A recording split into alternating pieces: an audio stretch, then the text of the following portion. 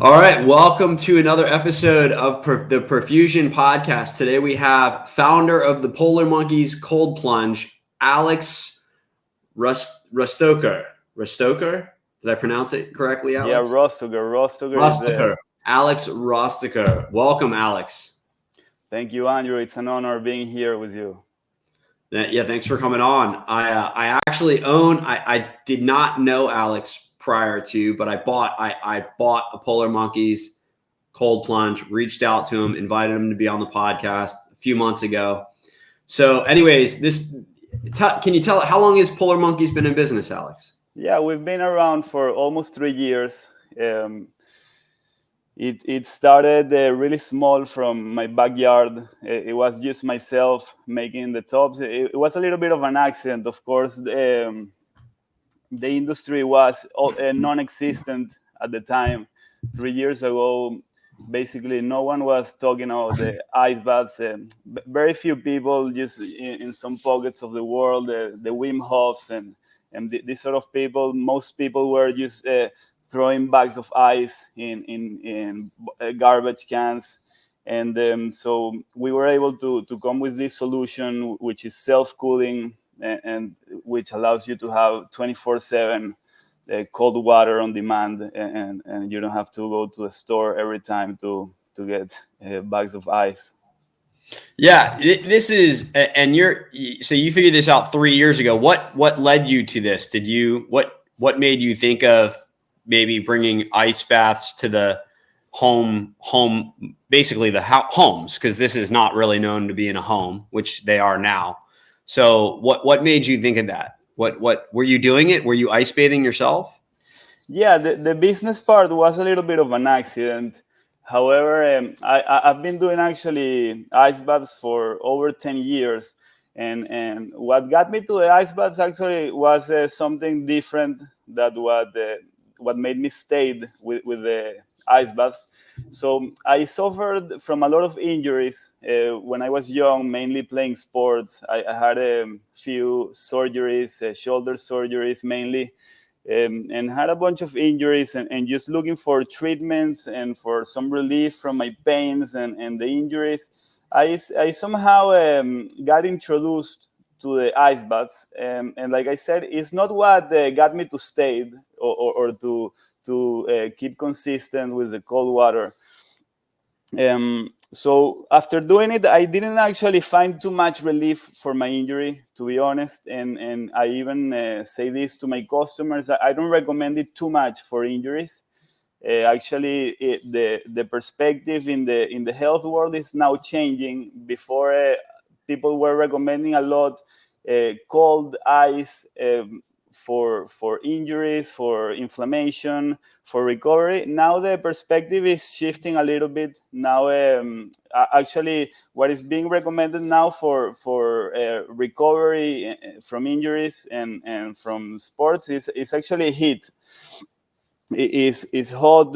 They are recommending even more hot tubs and saunas for recovery. But I did find other benefits when doing the ice baths.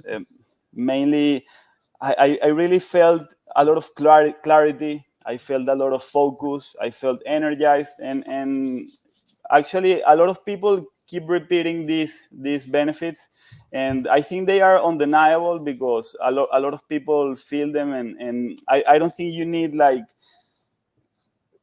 double blind placebo controlled trials to find a benefit in something. Some things you just feel. There is also some scientific documentation of the benefits, but I'm really not looking for that, or didn't stay because of those reasons. It just felt good for me.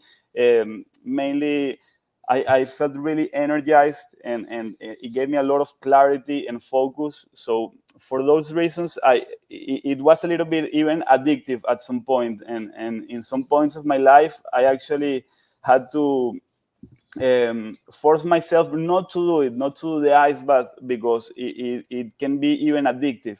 Yeah, Um, ice bathing is definitely addictive. I'm curious, what was for all the entrepreneurs out there? Obviously, like, hey, let's go start an ice bath or cold plunge company. That's like hard to like that, it's easier said than done, right? Yeah. So what did the first one look like? Like, did you make it yourself, and how did you get that order placed? Because that's a unique. How did that first few orders go? Sure. What'd you Yeah. do? So like I said, I didn't started this thinking as a business. Hmm. I sorry I gave you a long answer on the last one, but I actually just wanted to build one for myself. Yeah. I just moved to a new house. This was 3 years ago, and I just wanted to have a solution for myself that didn't require going to the store every day and getting bags of ice. Because of this, I started looking for solutions, and there was really nothing on the market. Or to be fair, there was a couple options in the market, but the only options available were 10,000. I think there was one company that was selling like a product for $12,000 at the time, and I think the Plunge, which is the largest company in the industry, they were also just releasing their product, but it was around $5,000 to $6,000 for the starting price. And I didn't want to pay that. I didn't want to pay $5,000 or $10,000 for one of these products. So I really started doing a lot of research, and I didn't know a lot about the water chillers, cooling, water pumps, filtration. There are a lot of things going on in these products. There are a lot of parts, a lot of things that you should know. But as I started doing research. I did research online. I asked mechanics. I asked engineers. I asked plumbers, and just by trial and error, I did sourcing for the parts and went to a lot of stores. I went hundreds of times to the Home Depots. I went to pool supply stores and aquarium stores, and after many iterations and trial and error, I came with a first product that, like I said, it wasn't. I wasn't looking to sell it, but it was just for myself. But I was kind of proud because it actually worked pretty great, Wow. and I spent probably 30% or 20% of the cost of the cheapest available model from these few companies that were available at the time. So after that, I came in with an idea. I think this is an idea I like a lot, and I learned from Peter Thiel. I don't know if you're familiar with him. He wrote one of my favorite business books of all time, Zero to One. Yeah. In Zero to One, Peter talks a lot about. He said competition is for losers. So he said that you should really, when starting a business, you should look for a monopoly. So at the time I was rereading this book, which is which I really liked and respect, and this concept gave me an idea because I said, of course, I already said that there were two other companies selling this, but there was no company selling an ice bath for less than $5,000. And I already knew how to do it. I did it once, and I said, I think this product is at least as good, if not better, than the $6,000, $10,000 one. So I think I can have the monopoly on the. I usually divide the market in three sections. I say there is a segment $10,000 and above. There is a $5,000 to $10,000, and below $5,000. At the time, nobody was selling an ice bath below $5,000. So I said, this is an opportunity where there is no competition.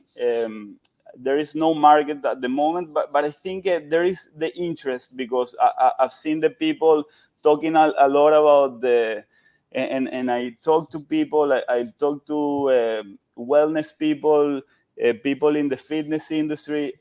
People already knew about the ice baths, but of course it was very inconvenient just to get many bags of ice every time. It's not cheap also to go to Right. the supermarket. It takes a lot of time, a lot of effort, a lot of money. So Right. It's a pain in the butt. So basically, you saw a blue ocean strategy, is what that's called. There's just no competition. There's no other boats out there. You know what I mean? You're the only boat, and all you see is blue ocean, which sound like. But yeah, I had a ice bath, and I would just pour. I was so crazy, kind of like you maybe at the beginning, but I didn't build my own. I wasn't that crazy, crazy in a good way, right? Like I was so crazy. I got a freezer, a giant freezer, you know, and I got an ice machine.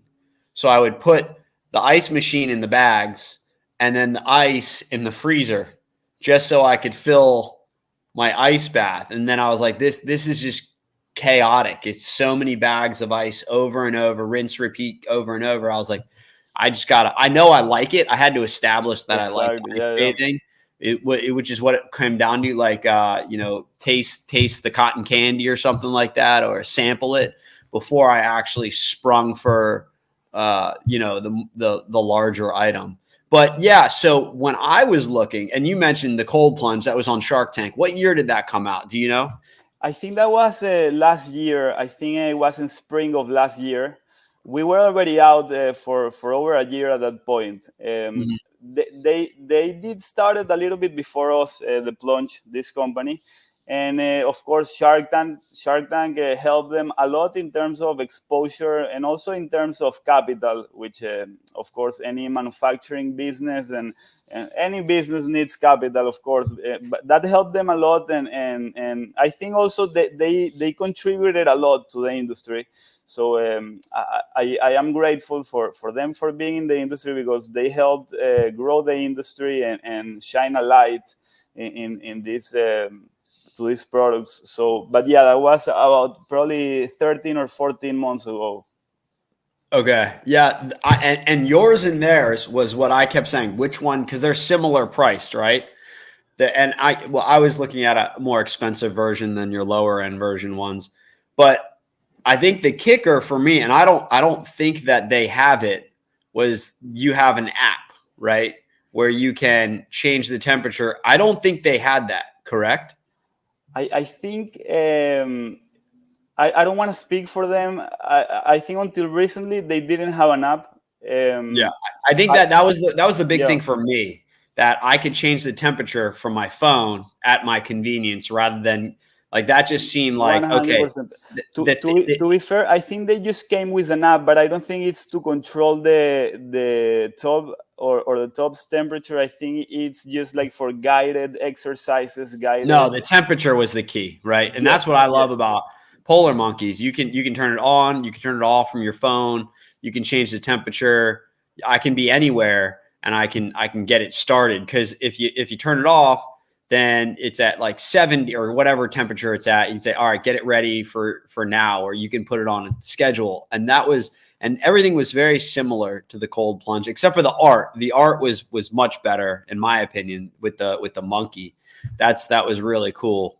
But those were the two different, unique parts about yours. I think that sounds fair. We do have a product that is similarly priced than them. It's still a little bit more affordable, but it is similar in terms of quality and in terms of the build of the product. That's our brain pod, which is. We do have a variety of products. What is unique to us is that we have the $2,700 product that is made with a steel tank. And yes, our acrylic or tops, it is similar to theirs. So that is competing in some ways with their typical tops. I can't believe this is your first podcast, right? This is my first podcast, yeah. So ice bathing is in the personal growth space, in my opinion, right? Like personal growth, or at least it's catching everywhere. I would be diving into more podcasts if I were you, Yeah, I actually have been just focusing on production. We actually haven't had a sales problem at all. You probably experienced this issue yourself if you bought a product from us. Has been the case for over a year. If you try to buy a product from us, you won't get it for at least 6 weeks. It's because we have a lot more sales than we can produce, and it's been the case for a long time. So actually, all my efforts for the past 2 years have been focusing on production, and I wish I had time. So there are many parts of the business that I really wish I could invest more time, like marketing, like content, stuff like this, getting the word out there. But at the time, unfortunately, really production takes 100% of my time and effort. So where are they being produced? Are they in America? Yeah, we do have a warehouse here in Miami, Florida. So all the tubs and the fittings for the tubs, the artwork, all that's the plumbing, that stuff we made here. And until recently, actually, everything was made in America. We switched mainly because we had an American manufacturer for the water chillers. They couldn't do the volumes that we needed because we have so much demand. So we had to change to a Chinese manufacturer for the water chillers. And it was purely a problem of capacity of fulfilling the demand. And even our Chinese manufacturer don't have the capacity to fulfill all our demand. But they have a much bigger capacity than the American one for now. So that's we made that switch. So the water chillers are made in China for now, and all the rest is made in America.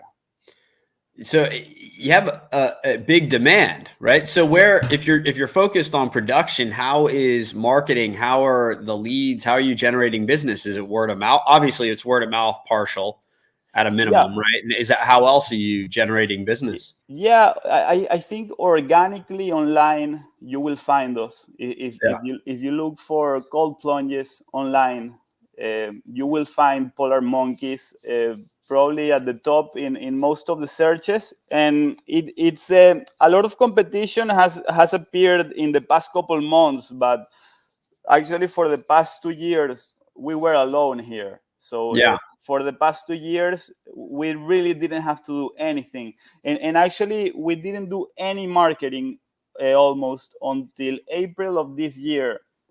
We just started, we just turned on the Facebook and Google campaigns on April of this year, and Apple until then all our sales were organic actually.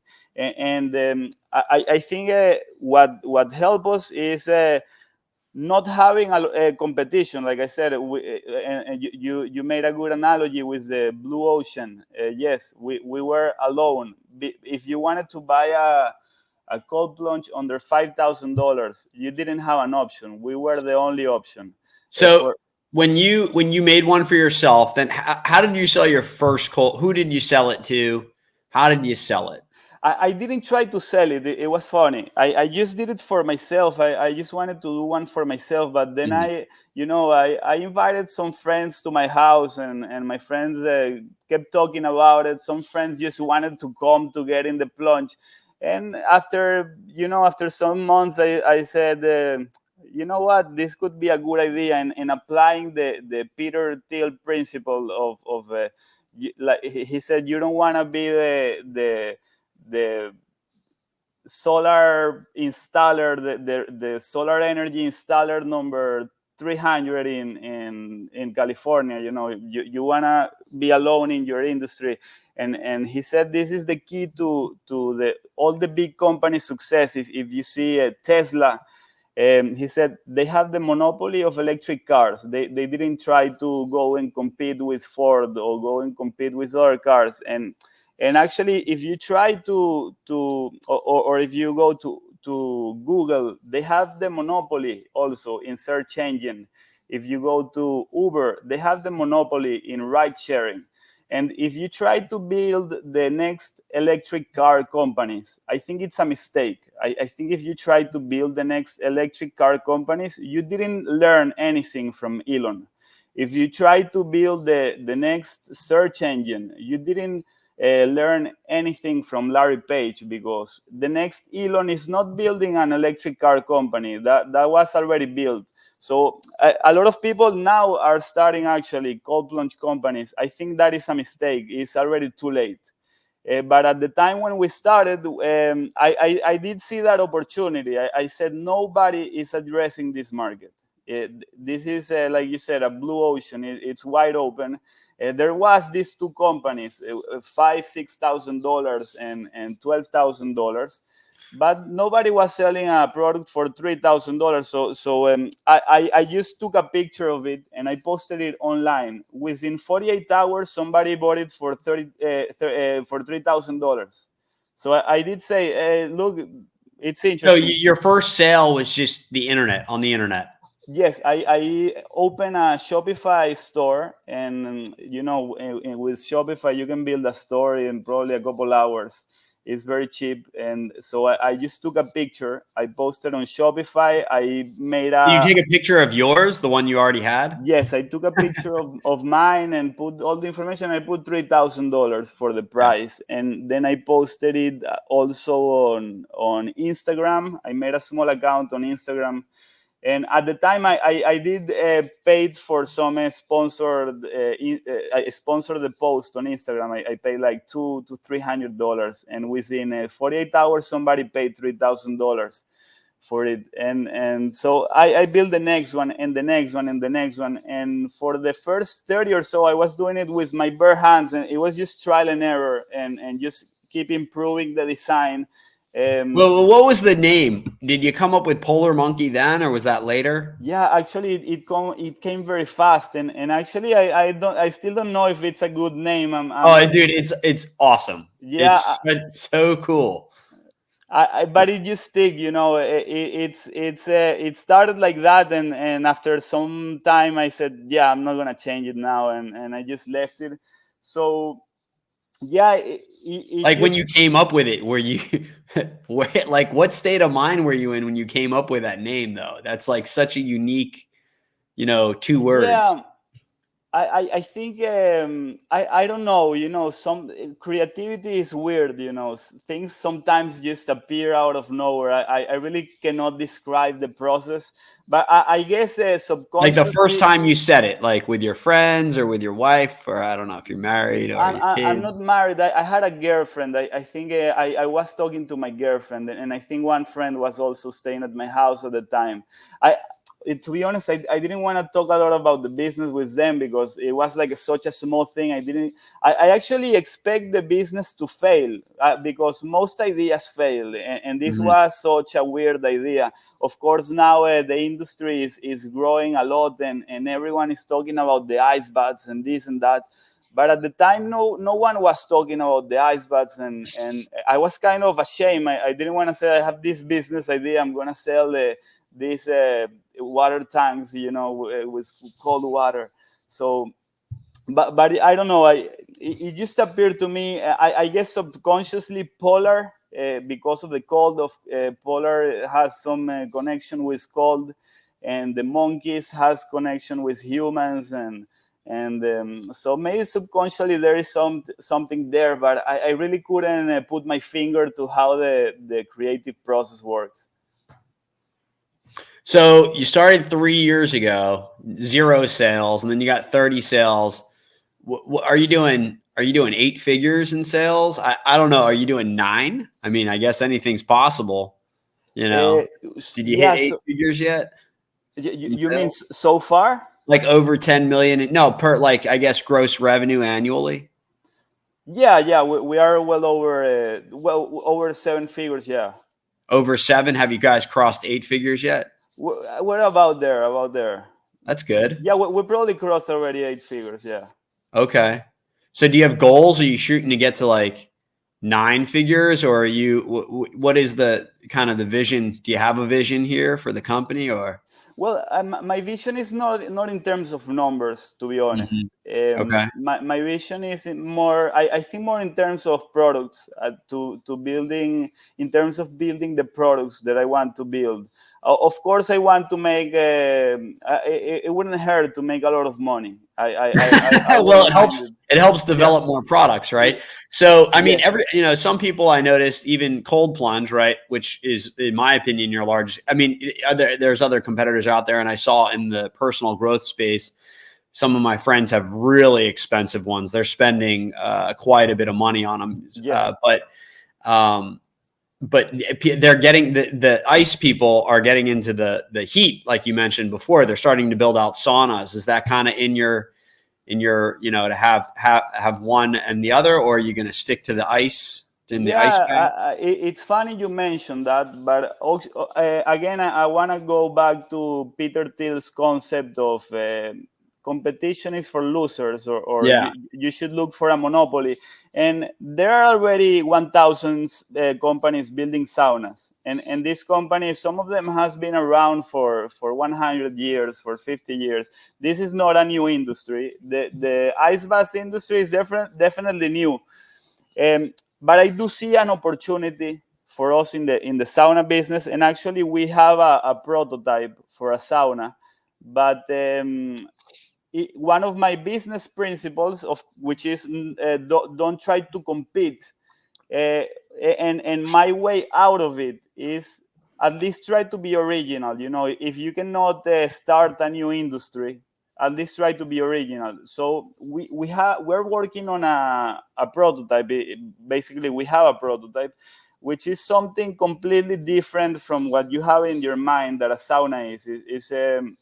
But it's not different for the sake of being different. I think it's much better than anything that's out there. It's more practical. It's at a very good price. So I don't think it will compete directly with, for example, the Plunge's sauna. They came out with a good product. I think they haven't started delivering those yet. I think the price is like $12,000 for them. Right. I think. Have you thought about applying to Shark Tank, or have you? No, I'm not interested in that. I'm not a very public person. It's also a reason, one of the reasons that I haven't been to podcast a lot. I really don't enjoy the being too much the center of attention, or the public. I think Shark Tank helps you with exposure, but if you're looking for capital, there are other ways, maybe even more potent or effective ways to go about capital. We've had many offers. I actually turned down a lot of offers. Actually, a lot of people reached out to me for during this year. Many people came and asked me if I was interested in investors. Thankfully, we're doing well financially. Do you have any partners? Do you have any investors? Have you taken on any outside money outside your own? I took a small investment for some people that are actually very close to me. They are very close to me because at some point it is necessary if you want to go to a certain size and do things properly, and you don't come from a background with a lot of money.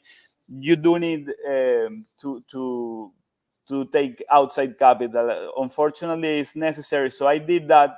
But thankfully, it's people that I trust a lot, and they trust me as well. We share the same vision. But yes, I took some investment from some people.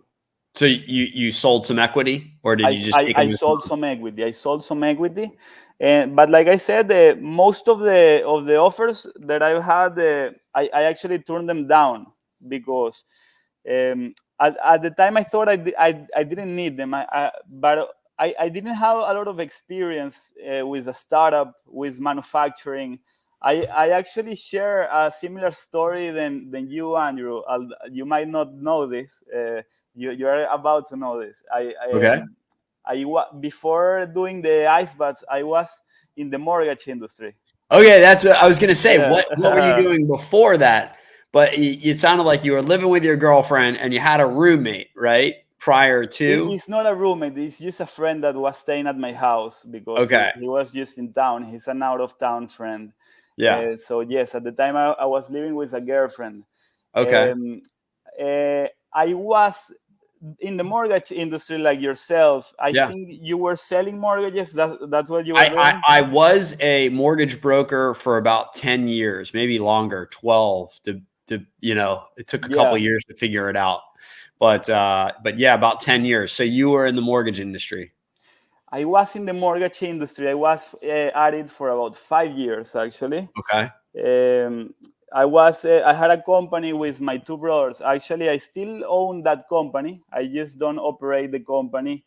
And I always had an itch somewhere in me, going back to the concept of Peter, aiming for a monopoly. The mortgage industry, obviously, you should know this, is super competitive. Yeah. There are 1,000 lenders in each Right. town. Yeah. I think my job was a little bit different than yours. One of my brothers was actually doing more like the selling of the mortgages to the customers. I Hmm. was selling the mortgages, but to the banks. So Yeah. I was like repackaging the mortgages and selling to private equity firms and some industrial institutional investors and big banks. I Hmm. was doing the back office part of the business. The business is still going well, but when this Even started, with these 8% interest rates. well, actually yes, because now people that before there was like two separate industries. There was like conventional banks that were doing loans at 3-4%, but there were private lenders. The private lenders were lending at 8-9%. And of course, if you could be approved for a 4% or 3% loan, you were going with the bank, with conventional banks. But people that didn't have the time or the possibility to go with a bank were going to private lenders. Now people are going directly with private lenders because the difference now is not so much. So if you go with a bank, the process can take 60 days, 90 days. They ask you for all your documents, and they ask for so many things, do so much due diligence, take so much time, that is really hard.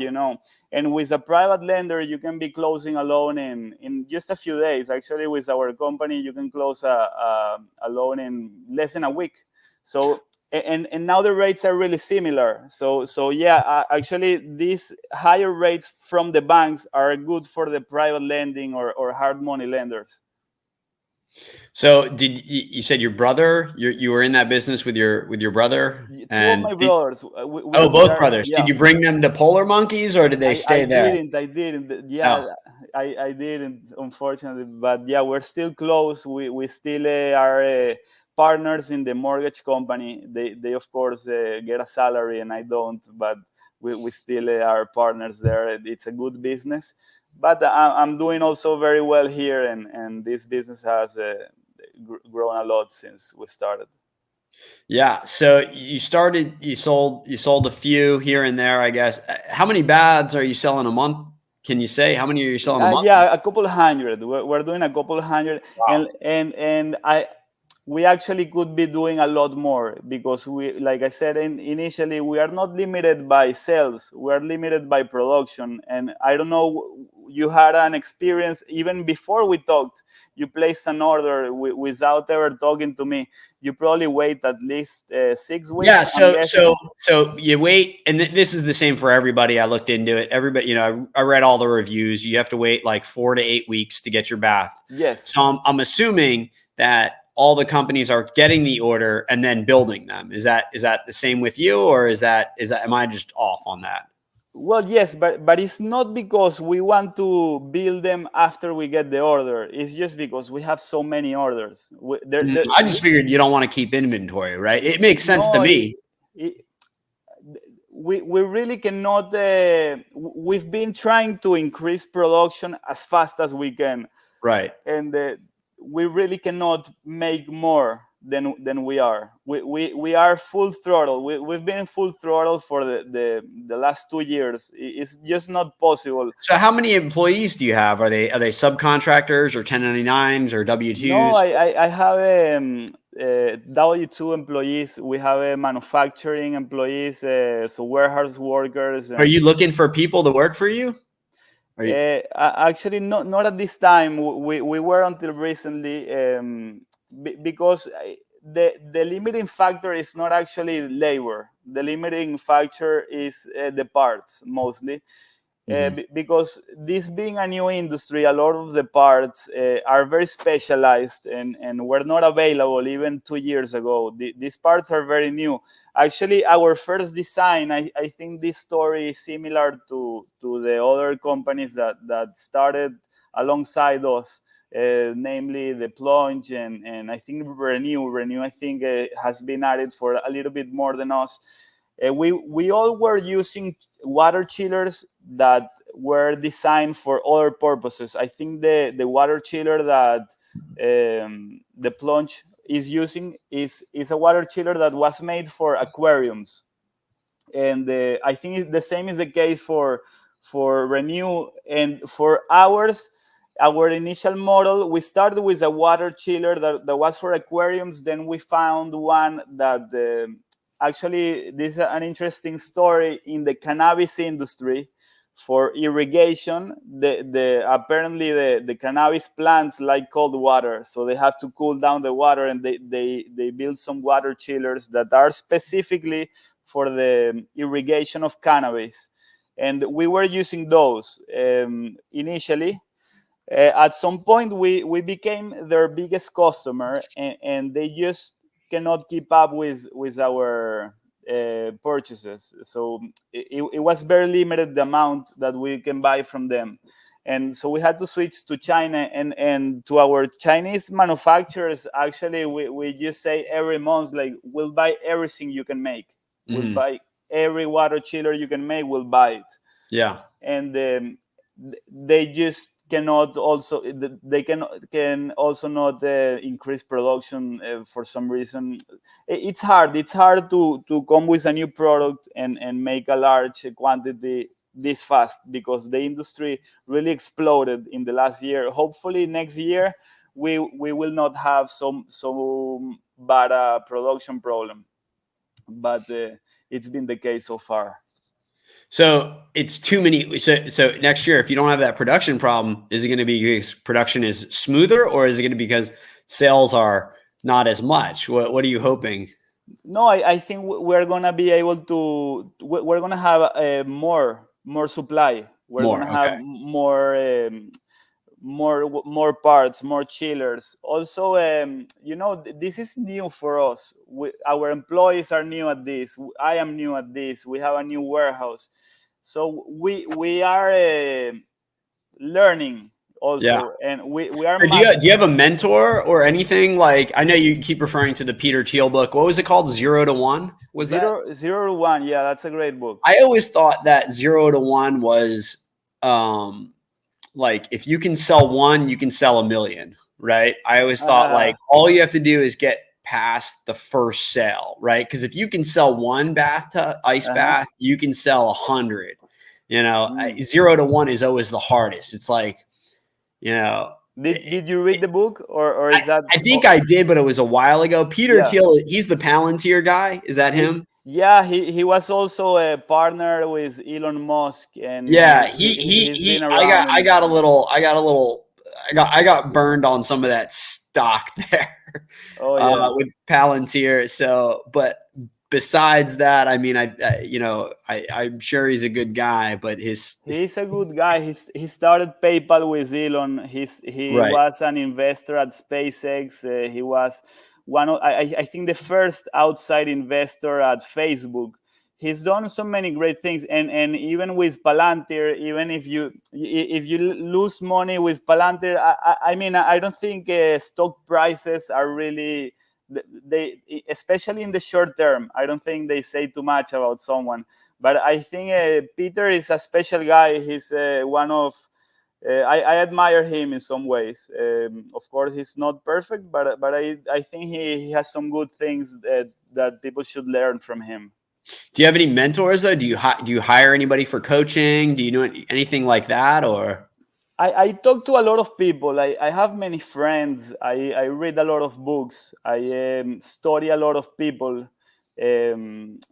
So I guess all of them are mentors. If some friends just share a lot of valuable advice, some and even I think the books are also a little bit of mentoring. You learn so much from them, and even I study people not only in books. I sometimes obsessively listen to interviews from some people, which I've learned a lot from many people. So yeah, very little of what I know it's original to me. I take from what I see and what I like from all over the place. I don't have one specific mentor that I talk to weekly or anything like that, but I learn from a lot of people. Yeah, it's like, who would it be? There's not many like bigger than you in this space, I guess, or I don't know. I don't know who Yeah, to. I mean, and you don't have to learn from someone specifically doing the same thing as you. I think there are things to learn from people that don't. There's some common threads, that you'll see from successful people in different areas, in different aspects, even not in business. I also learned a lot from people that are not even in business, but you can apply the concepts to business and to developing products and stuff like that. So what are you're it sounds like you're a reader. What other books do you recommend? Like two other Yeah, books.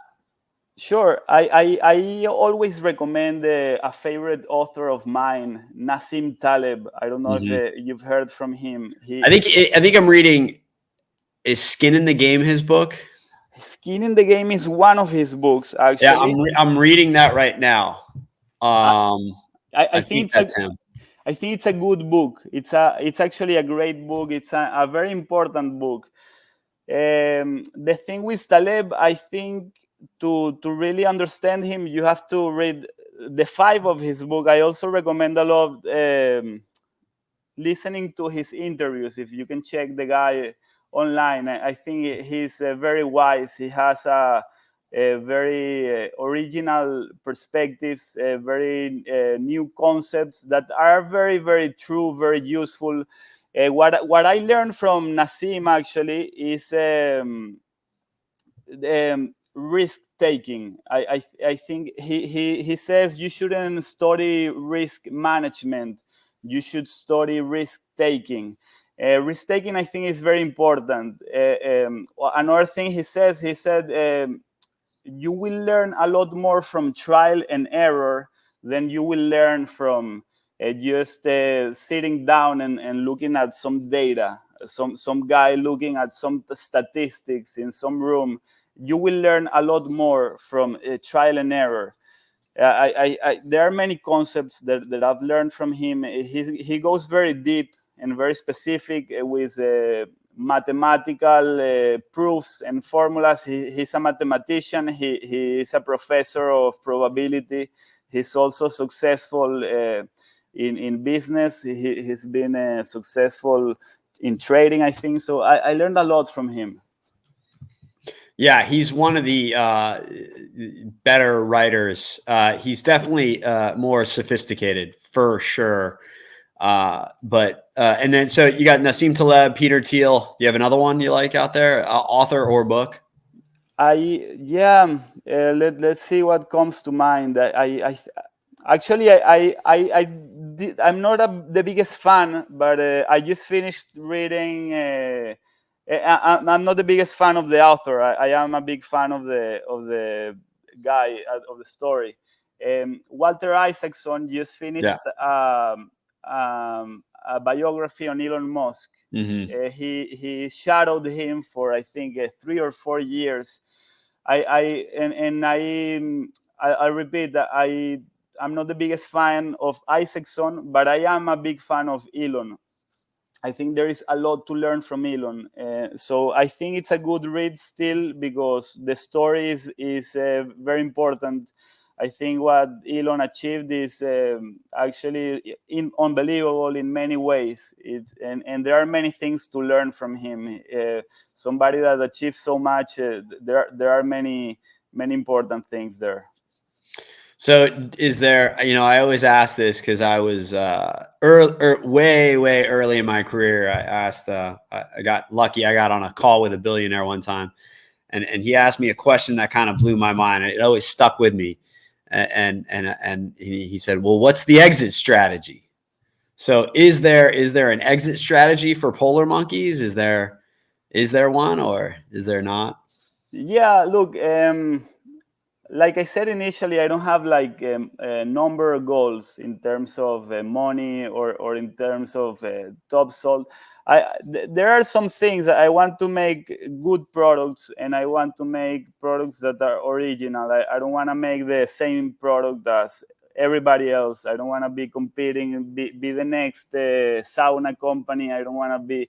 And now it seems that this is a crowded industry. It is now. This summer, 1,000 new companies came every week to the to the industry. So I am looking for new things, and I think the good thing about Polar Monkeys is it's not limited to one product. You'll see very soon. Very soon, we are gonna be releasing some very cool products. We're gonna be releasing a clothing. We're gonna be releasing very cool content. We have some great partnerships with some amazing athletes. Now we're making content with them. And some new products. We are making a sauna, but it's something very different. It's not just the typical thing the other companies are selling, and we'll be making more products. That is my goal. I don't have an exit strategy really in terms of getting a check and just like that. Well, you look pretty young. How old are you? I'm 33. Yeah, yeah. I mean, I guess at 33, you might consider taking chips off the table, selling some stock in the business, maybe so you can, buy some things for yourself and increase your quality of life. But yeah, I think that's probably a little too young to probably consider 100% exit. Yeah, even if I exit, I will do the same elsewhere because I think I would get bored very quickly if I wouldn't do nothing, So I like building products. I don't like doing the same thing as everyone else. So hopefully I'll still be doing that even if outside of Polar Monkeys. But I think Polar Monkeys offers very very good potential, and we have a lot of very exciting projects. So I'm not looking for that at this time. Yeah. Yeah. I think. Well, I love the product. I use it. Do you use your own product? I use it a lot, and Yeah. sometimes because of actually one part of my story that I didn't tell. Very very early into the starting of the business, I realized that I needed money to keep growing the business, and I had to sell my house. That was Oh. the house that I mentioned that I was living with my girlfriend and my friend. Um, so I actually went all in. I put all the chips in the table to use your analogy, and I don't even have a house now. So now I live in an apartment, and I mentioned that because here is of course I cannot have a cold plunge in a small apartment like I do now. I have one at the office which I use as much as I can, and the benefits are actually I actually wish I did it today because I would feel more energized for this. I'm taking this meeting from my house and didn't have time to Well, go you're in there. South Florida, right? It's Yeah. pretty chilly out. I'm in North Florida, so it's pretty chilly out today. Do you still do it in cold weather, or do you? Yeah, I think it doesn't matter too much because that you must know this. The once you are in, it's painful no matter it doesn't help if it's 100 outside or if it's 50 outside. It will be difficult either way. And I prefer to go in when it's hot out, personally, because then you can just hop right out and then you can be in the sun. You know what I mean? yeah, So probably when you get out it helps, but maybe getting in, I don't know. I actually I'm not too sure, because also the delta, when it's hotter, the delta is higher, so you're going from hotter to colder versus you're going from colder to cold. So I don't know which one is more difficult, but certainly it is difficult even in hot or cold weather. Yeah, I've got it on my back porch. So in the cold weather, I'm like, I don't know if I can do it, but probably. Yeah. So what do you recommend? Like 3 minutes in? That's kind of the twice a week? Is there some sort of like method to it, or you just you're just building them? Yeah, I can tell you what I like personally. I don't know if this is the optimal way. A lot of people now say, have a lot of opinions about this. I disagree with many of them. Like I said initially, I even don't recommend it for a recovery or for injuries. But for me, I can tell you just from personal experience what I like. This is not backed by any clinical studies, although I've read every clinical study about the probably that's out there about cold water. But still, I think a personal experience is very important, and it is what I can tell you. For me, I like going 10 minutes if I have the time, if possible. And at the last minute, I like to go. I actually bought and I disclaimer, don't try this at home. But I bought one of those things you use for scuba. What is the snorkeling? Yeah, Right? yeah. So you can put your head under the water, right? I don't recommend it. I don't know if Yeah. this is safe, but the last. I do it. I do that also for about 15 to 20 seconds. I'll put my Yeah, head under. I do the same. The last minute or the last 30 seconds, I go my head underwater. I go with the snorkeling tube. Yeah, and I try to be there 10 minutes. I also 10 minutes is long. So what do you have it set at? What temperature? yeah, usually have it between 48, around 48, Okay. and I think 48 is my go-to temperature now. It changes. Yeah. I had some times where I liked it at 40, 38. Um, and yeah, I think 48 is cold enough where you get the benefit. I don't find any additional benefit of going any colder. And there is a meditative or meditative aspect to it from going long, because I don't think you get there if you do like 1 minute or 2 minutes. You don't get the meditative component. I think after the 3 minutes, if you start relaxing and trying to control your breathing, I think your nervous system gets to a place where it's very beneficial, or at least for me. So yeah, 10 minutes, the last minute, the head underwater, and that's my way. What is your preferred method? No, your way totally makes sense. Actually, like I'll meditate and I'll shoot for 5 to 10 minutes. And for me, like after 30 seconds, it's not cold anymore. It's just in my head that I think it's cold. My body, it's not cold. It's like cold for the first 15, 30 seconds. I actually use I'll show you. This is like a Pomodoro clock. Have you ever seen these Yeah, before? I've heard about it. Yeah, Yeah, so you just put it on 5 minutes. So I'll use that, and it'd be a timer. But I usually do like 3 minutes to 5 minutes. But now I'm thinking, should I just go longer and do a meditative state? I have to train my brain to not think it's cold, even though it's actually my body doesn't think it's cold.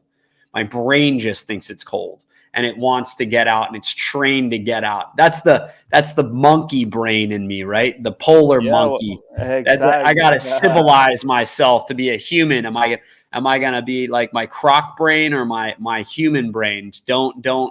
So yeah, my stupid brain or my chimp brain wants me to. Oh yeah, it's cold, but it's not really cold because I'm just numbed out, right? I'm just numbing in there. And I could stay probably for 10 minutes, but my brain thinks it's cold, even though after 30 seconds, it's like getting in a pool, right? You get in a cold pool. And when you get out, it's actually colder than when you're in the pool. You know what I mean? Just like a swimming pool. So you might as well just stay in there because it's warmer inside of there. But your brain kind of tricks you eventually over time to think, okay, it's still cold, get out. So I have to train my brain to not do that and potentially stay in longer. For me, the reason I got into ice bath cold plunging was because Florida is so hot, right? And I wanted to keep my core body temp down in the summers.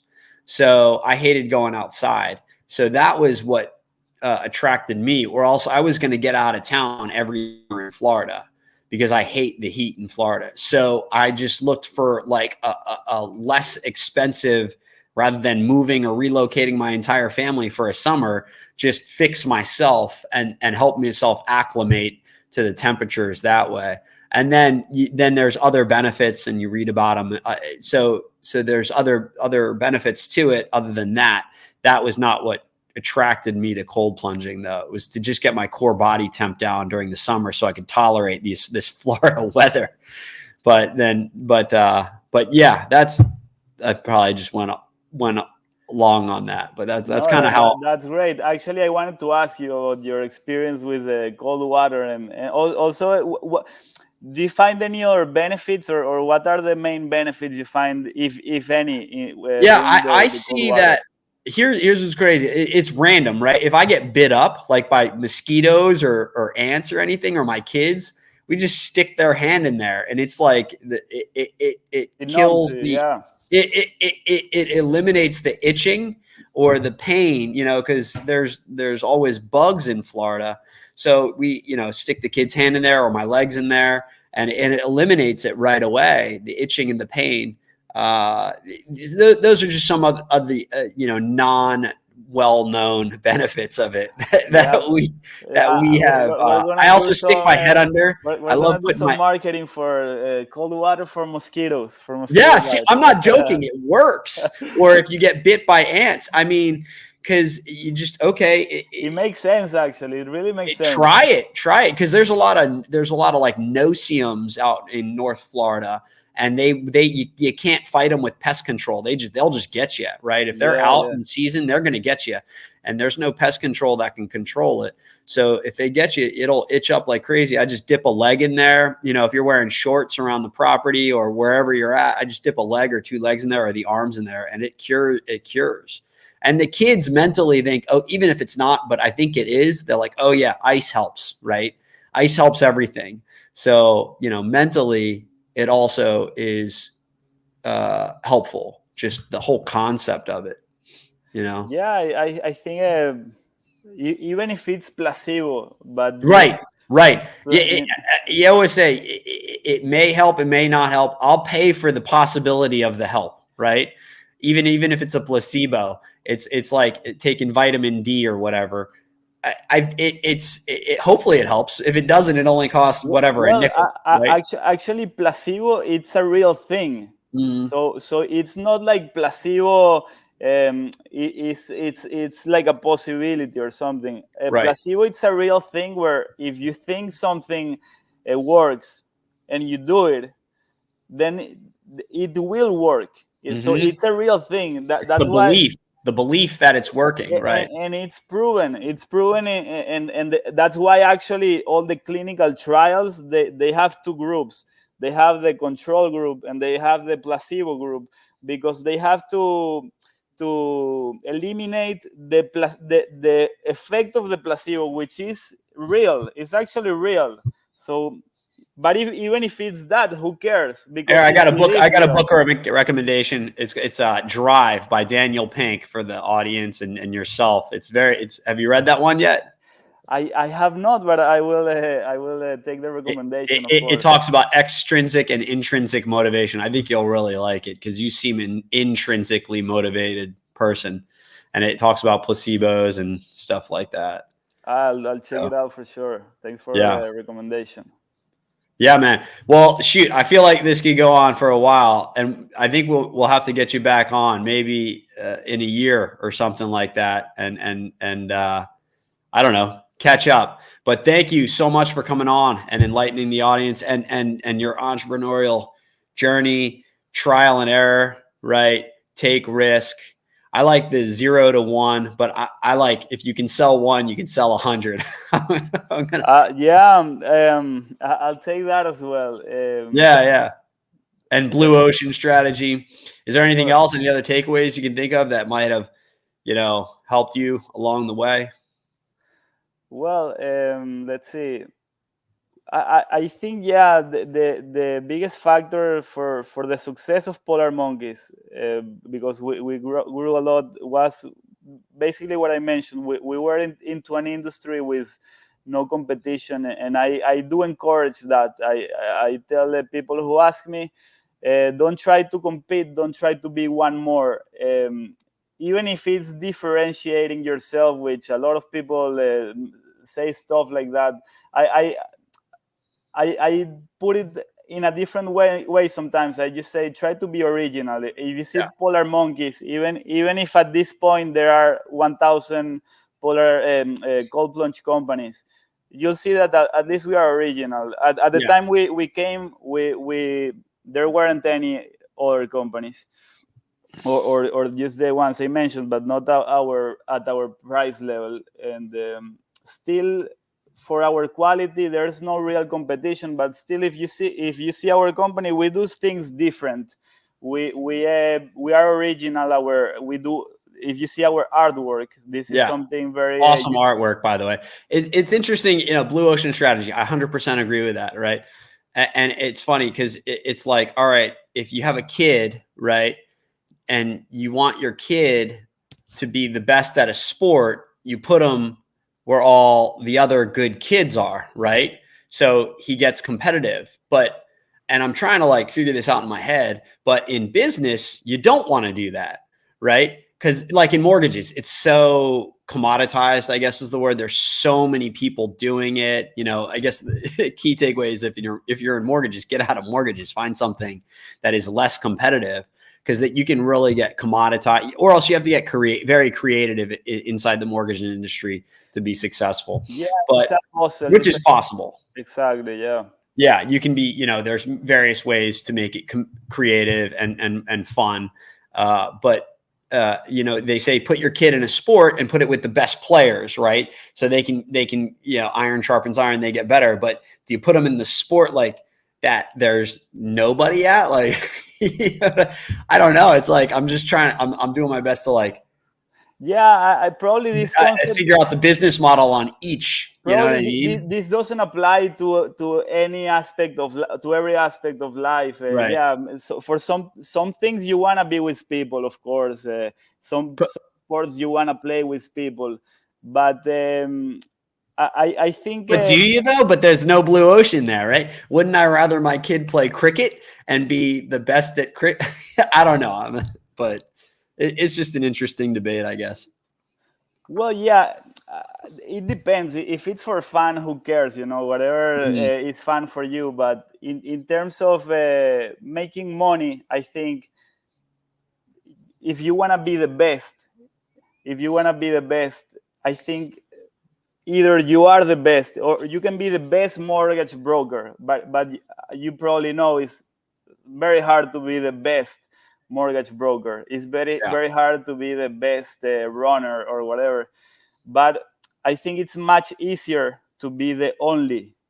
So to be the only one, and to be the only one, you have to just be original. You don't have to be the best, but it's much easier to be the only one in your field, and that will make you number one automatically, because there is no competition. Um, so competition just makes everything harder. There is a concept in Econ 101. I don't know if you study any economics class in college, but I think that they teach this because it's very easy to model for the teachers. They said that in a perfect competition environment, the net profit of an industry is zero. So if you see like very competitive environments in business, for example, restaurants or Amazon is a very competitive environment. Surely there is the best Amazon seller and he makes some money, but most people in Amazon either break even or lose some money or earn very little money. It's so hard. Of course, there is no such thing as a perfect competition environment, but I think the concept is very valid. If there were no friction, no barriers, no advantages to anyone, the net profit of any industry will be zero. So there's not a lot of opportunity if you really want to get rich. If you really want to get rich, you want to be number one, and I think it's much easier to be the only one, to be to create your own category, right? Then try to go and compete with the best. You create your own category. That reminds me of another book. I can't remember the name of it. They talk about category creators in it. Yeah. I can't remember the name of it though. There is a story that talks about that. You know who was the first person who crossed the Atlantic Ocean with an airplane? So Lindbergh, I think, or I don't know. One of those guys. You know who was the second one? No. Nobody knows. Nobody knows. Yeah. But you know who was the third one? No. The third one, everyone knows. You also know. It's Amelia Earhart. Oh, okay. The reason why everyone knows is not because she was the first to cross the Atlantic Ocean. It's because she was the first woman to cross the Atlantic. So just because she created a different category and she was the first in her category. Right. So she owned her own category. Yeah. Even isn't this like the plunge? I feel like you're on the heels. Like it's time you got to own the category. I think we own the category of the plunge is right there. They're like, because you're always, when I was shopping, I was like, okay, you got to see what number 2 is, or at least what else is out there, right? Because the plunge had Shark Tank. Who didn't see that, right? They're marketing like crazy. 100%. But who is out there and are they close? And that's kind of what I dug into, and that's how I found you guys. And I thought the art was a differentiator, and I thought you put more thought into rather than just attaching a bunch of big names to it. But that is one thing I just want to mention to clarify how. Oh, you have a cooler name. No, that is one thing, but there's another thing. Like I said initially, I see the industry in three segments. Cold plunges above $10,000, cold plunges between $5,000 to $10,000, and the cold plunges under $5,000. Under $5,000, we are number one. Yeah, and it's not even close. There is no one close to us selling cold plunges under $5,000. Right. We are really alone in this category. We have almost a monopoly, or at least we did for a long time. Now we have some competition, but it's not even close in terms of quality. If you want to buy a plunge for under $5,000, it's not even close the other options to us. Yeah. We are number one in sales, in quality, and yes, of course, the overall industry, the plunge is number one. They are the biggest company in the industry, but under $5,000, there's no other company that. Well, you guys have gone from selling 0 tubs to 200 a month inside 3 years. That's remarkable. Yes, it's a lot. So thank you so much, Alex. We'll catch up with you later. Andrew, thank you for having me. It's an honor. Stay here.